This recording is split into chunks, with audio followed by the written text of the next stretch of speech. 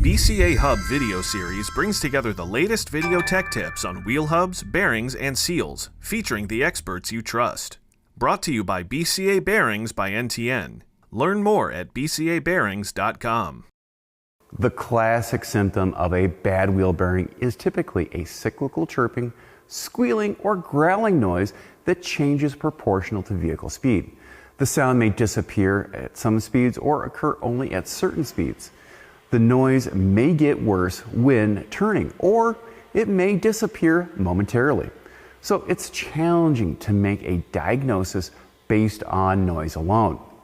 Components like tires, CV joints, and brakes can mimic wheel bearing noise. This is why interviewing the customer, going for a test drive, and performing a rigorous visual inspection are critical to resolving the customer complaint. Could the noise be in the tires? Tire noise is always proportional to vehicle speed. The noise generated by a tire can be caused by uneven tread patterns, tire construction, and even wheel imbalance.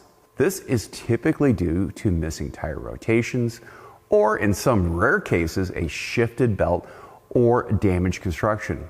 Visually inspect the tire and run your hands over the tire's tread to detect uneven blocks or feathering of the inner or outer shoulders of the tire.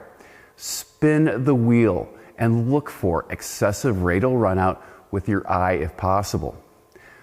The tire and wheel assembly can have balance issues that can cause noise proportional to vehicle speed. If you see a wheel that is missing a wheel weight, it could cause a static or dynamic balance issue. Your best bet might be to use a balancer and see how bad the imbalance is. Also, on a balancer, you can measure rim runout. If the wheel assembly has a high spot, as the area comes in contact with the road, it will produce a noise proportional to vehicle speed. What about the brakes? A caliper that is sticking or a brake pad that is loose and dragging may make a metallic scraping noise as it rubs against the brake rotor or dust shield. The frequency of the noise will also change proportional to vehicle speed, but will often go away or change when the brakes are lightly applied. Noise that occurs only when the driver is braking likely is a brake problem, such as worn pads and not a bad wheel bearing. What about a CV joint? A popping or clicking noise when turning is a classic symptom of a bad outer CV joint. The noise will also increase as the steering angle is increased. Also, note the condition of a CV joint boot. If it is torn or leaking, the boot should be replaced, regardless of the state of the joint. If the CV joint is noisy, it will need to be replaced. What about play in the bearing and flange? Raise the vehicle so the wheel is off the ground, and then grab at the 12 and 6 o'clock positions and rock the tire back and forth. As a rule, you should not feel any play or looseness if the vehicle has a sealed wheel bearing cartridge or hubs with a sealed wheel bearing assembly. A little play is normal on older vehicles with serviceable wheel bearings, but a lot of play is not. Refer to the vehicle's service specifications for the maximum amount of acceptable play. Wheel bearing play can be measured with a dial indicator. By placing the dial indicator against the wheel flange and rocking it back and forth and in and out by hand.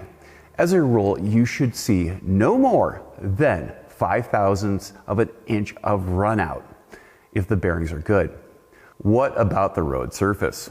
Bearing noise should never be intermittent, but the noise can change due to the harmonics and how the driver hears the road noise due to the road surface.